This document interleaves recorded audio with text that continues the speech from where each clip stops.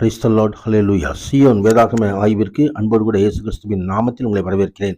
இந்த தினத்திலும் எஸ்ரா அதிகாரங்கள் 8 முதல் 10 அதிகாரங்களில் வசனங்களை தியானிக்க சர்வ தேவன் நமக்கு கிருபை பாராட்டுவாராக. 8வது அதிகாரத்திலே எஸ்ராவுடன் திரும்பி வந்த சிறை கைதிகளின் குடும்ப தலைவர்களின் பட்டியல் கொடுக்கப்பட்டிருக்கிறதை நாம் அறிகிறோம்.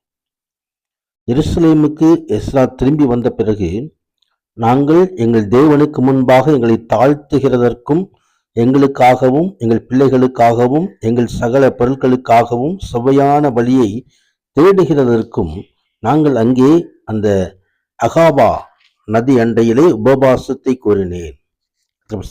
உபவாசத்தோடு ஆண்டவரை தேடும்படியாய் அங்கே எஸ்ரா எடுக்கதான முயற்சியை குறித்து பார்க்கிறோம்.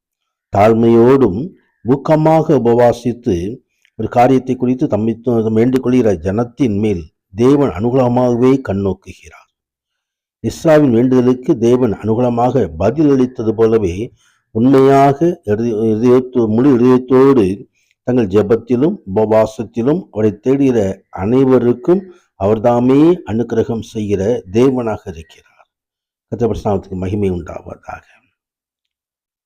அங்கே ராஜாவின் சன்னதிகளை நதிக்கு இப்புறத்தில் இருக்கிற ராஜாவின் தேசாதிபதிகளுக்கும் அதிகாரிகளுக்கும் ஒப்புவித்தார்கள். அப்பொழுது அவர்கள் ஜனங்களும் தேவனுடைய ஆலயத்துக்கும் உதவியாய் இருந்தார்கள்.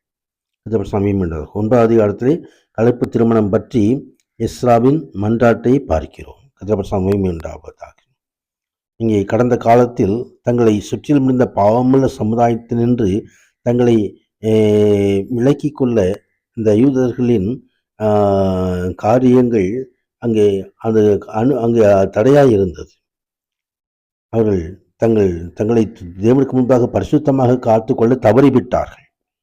பிரஜாதியாரோடு அவர்கள் உறவு வைத்துக் கொண்டார்கள், திருமண உறவு ஏற்படுத்தி கொண்டார்கள்.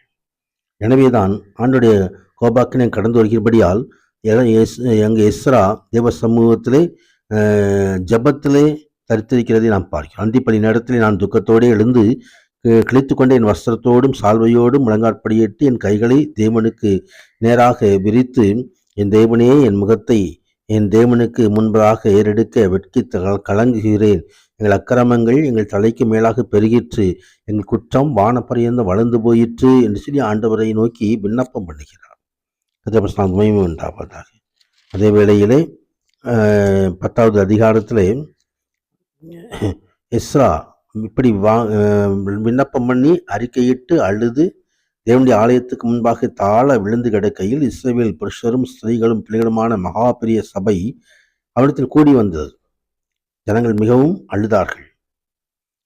அப்பொழுது அந்த பாவத்தை தங்களை விட்டு விளக்கும்படியாய் அங்கே எஸ்ரா செய்கிறதான காரியங்களை குறித்து பார்க்கிறோம். மகிமை உண்டாவதாக. அவர் நோக்கி, எழுந்திரும், இந்த காரியத்தை நடக்கிறது உமக்கு அடுத்தது, நாங்களும் உம்மோடி கூட இருப்போம், நீர் திடன் கொண்டு இதை செய்யும் என்றார்கள்.